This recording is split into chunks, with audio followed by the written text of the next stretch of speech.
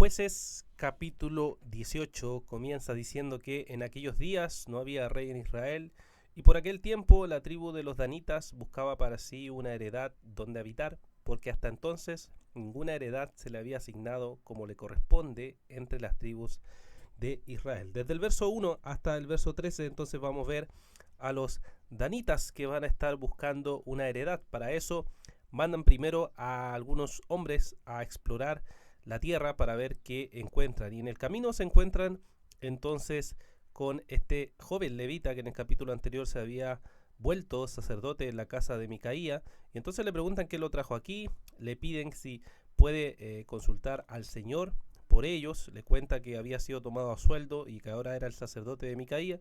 Entonces él supuestamente le consulta al Señor y él le dice que vayan en paz porque el camino que tiene la aprobación del Señor. Sin embargo, sabemos que aquí hay todo un mundo de pecado en este sacerdote.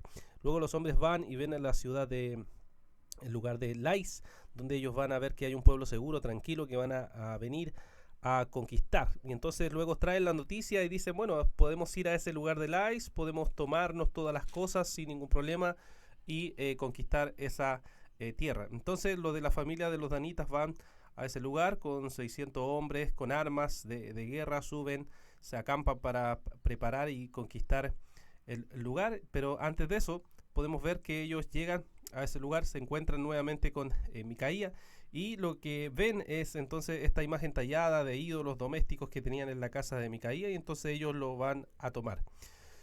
Algunos se oponen cuando ellos van a tomar esta posesión, pero podemos ver desde el versículo 14 hasta el versículo 31 que no se pueden oponer a ellos porque ellos los van a tomar por la fuerza. Cuando le dice ¿qué hacen?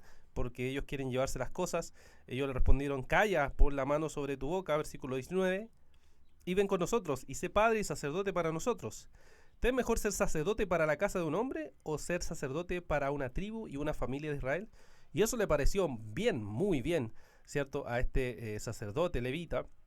Y entonces tomó todas las cosas y se fueron. Ahí es cuando entonces llega Micaía, ve lo que están haciendo, le gritan y le preguntan qué es lo que están haciendo. Y bueno, ellos simplemente le dicen que es mejor que no se involucre porque si no podrían fácilmente atacarlos y matarlos. Le dice el versículo 25, los hijos de Dan le dijeron que no se oiga tu voz entre nosotros, no sea que caigan sobre ti hombres fieros y pierdas tu vida y la vida de los de tu casa. Y los hijos de Dan prosiguieron su camino. Cuando Micaía vio que eran muy fuertes para él, dio la vuelta y regresó a su casa. Entonces vemos en los últimos versículos que entonces los danitas logran su objetivo, que era conquistar esta tierra. Dice que van y hieren a filo de espada a todo, incendian la ciudad y vuelven a reedificar una ciudad con el nombre de ellos. Entonces le ponen Dan a esa ciudad y lo dice el verso 30 ya terminando el capítulo, que los hijos de Dan levantan para sí la imagen tallada.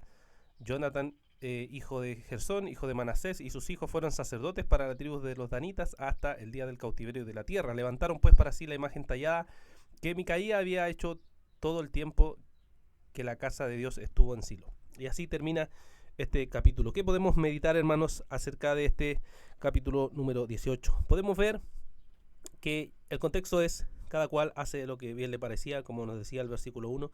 Y entonces hay una idolatría no solo de un hombre, que era Micaías, sino que ahora tenemos la idolatría de todo un pueblo. Ya nos muestra la condición pecaminosa, que ya no es un solo hombre, sino que es toda una familia viviendo en absoluto pecado contra la voluntad de Dios.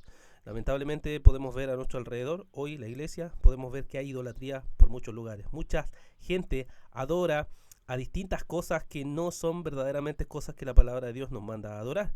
Solo nos manda a adorar a Dios, y la gente adora a hombres, adora a pastores, adora a templos, adora cosas que son contrarias a la palabra de Dios. Y esto nos muestra que al igual que en ese tiempo, lamentablemente muchos viven como bien le parece. Simplemente esto quiero hacer yo y fin, no me importa lo que dice la palabra de Dios.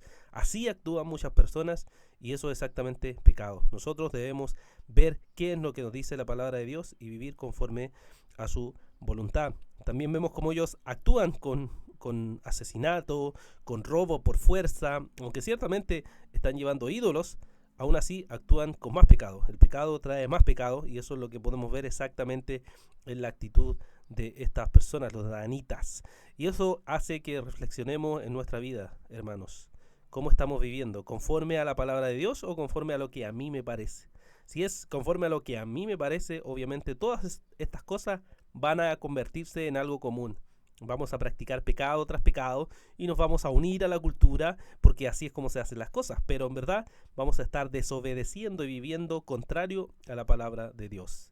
Vemos también la actitud del sacerdote, que no solo fue un sacerdote vendido a Micaías, sino que ahora toda una familia, y ahora estaba no solo pecando con un hombre, sino que ahora con toda una tribu completa de Israel, mostrando la maldad y el pecado. Vemos que cuando la palabra de Dios no es el centro, cuando la palabra de Dios no es lo que gobierna, finalmente los hombres hacen lo que quieren y por tanto viven en pecado y Dios no está con ellos.